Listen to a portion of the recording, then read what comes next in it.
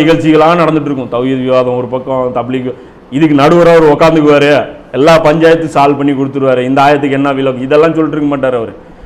அவருடைய வேலையாக வேறையாக இருக்கும்.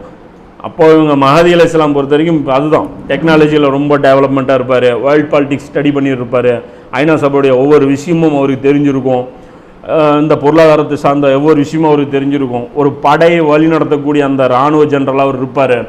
ஒரு மக்களுக்கு எஜுகேஷன் சொல்லி கொடுக்கக்கூடிய அந்த ஒரு பொறுப்புலையும் அவர் இருப்பார்.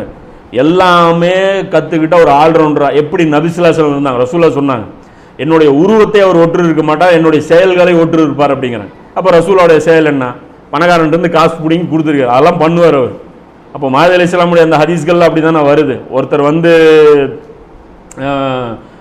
கேட்பார், அல்லாஹ்வுடைய மஹதியை இந்த மாதிரி எனக்கு பொருளாதாரம் தேவைப்படுது அப்படின்னோடனே வாங்க அப்படின்னு சொல்லி அவர் காட்டுவார், இந்த இடத்துக்கு போய் எடுத்துங்க அப்படின்ட்டு. அவர் உள்ளே போவார், ஒரு மூட்டையை எடுத்துகிட்டு வந்துடுவார். இன்னொன்று எவ்வளோ முடியுதோ தூக்கிங்கம்பார். அவர் பாட்டுக்கு முடியாத வெயிட்லாம் தூக்கிட்டு வந்துடுவார். கொஞ்சம் தூரம் நடப்பார், அவரால் தூக்கிட்டு நடக்க முடியாது. அப்போ சொல்லுவார், மஹதியை இந்த மாதிரி தூக்க முடியல, எனக்கு ஒரு வேலைக்காரன் கொடுங்க. வேலைக்காரெலாம் தரமாட்டேன், நீ தான் தூக்கிட்டு போகணும்பார். அப்போ எனக்கு இது வேணாம், நான் வச்சுட்டு போகிறேன் பார், அதெல்லாம் இல்லை, கேட்டையில் எடுத்துகிட்டு போ அப்படிம்பார். அப்போ அந்த அளவுக்கு வாரி வழங்கக்கூடியவராக மஹதி அலைஹிஸ்ஸலாம் இருப்பாருன்னு இருக்கு. ஸோ அந்த வேலையெல்லாம் அவங்க செய்வாங்க. அப்போ வேலையை வச்சு தான் மஹதி அலைஹிஸ்ஸலாமை அடையாளம் கண்டுபிடிக்க முடியும். ஸோ வேலையில் ஃபோக்கஸ் பண்ணுறதுக்காக தான் இந்த விஷயங்கள்லாம் சொன்னோம். ஏன்னா வெறும் மஹதி அலைஹிஸ்ஸலாமையும் தஜ்ஜாலையும் தெரிஞ்சு ஒரு பிரயோஜனமும் கிடையாது.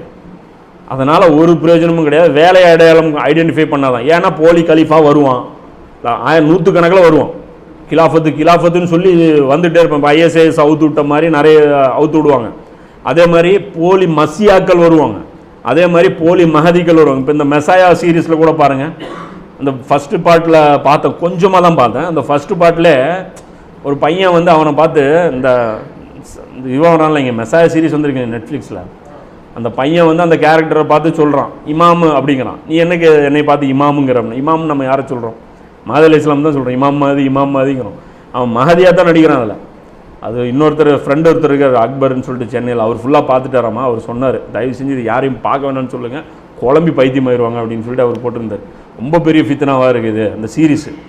அது அவ்வளோ நன்மை தீமை பிரிக்கக்கூடிய அந்த கெப்பாசிட்டி ரொம்ப கம்மியாக இருந்துச்சுன்னா மாட்டிக்குவாங்க. அவன் பேசுகிற பேச்செல்லாம் பார்த்தீங்கன்னா எப்படி பேசுகிறான் தெரியும். டைலாக்ஸ் பார்த்தேன். அவன் சொல்கிறான், மனிதர்கள் எல்லாம் எதுக்காக படைச்சான் தெரியுமா, எவ்வளோ பெரிய பொறுப்பு கொடுத்து நம்ம பேசுகிறான். அவன் பேசுகிற விஷயம்லாம் பார்த்தீங்கன்னா அப்படி கண்ணில் ஊற்றிக்கிற மாதிரி இருக்குது பையன். கிலாஃபத்துக்காக தான் எல்லாம் பூமியில் படைச்சான், மனித குலம் எப்படி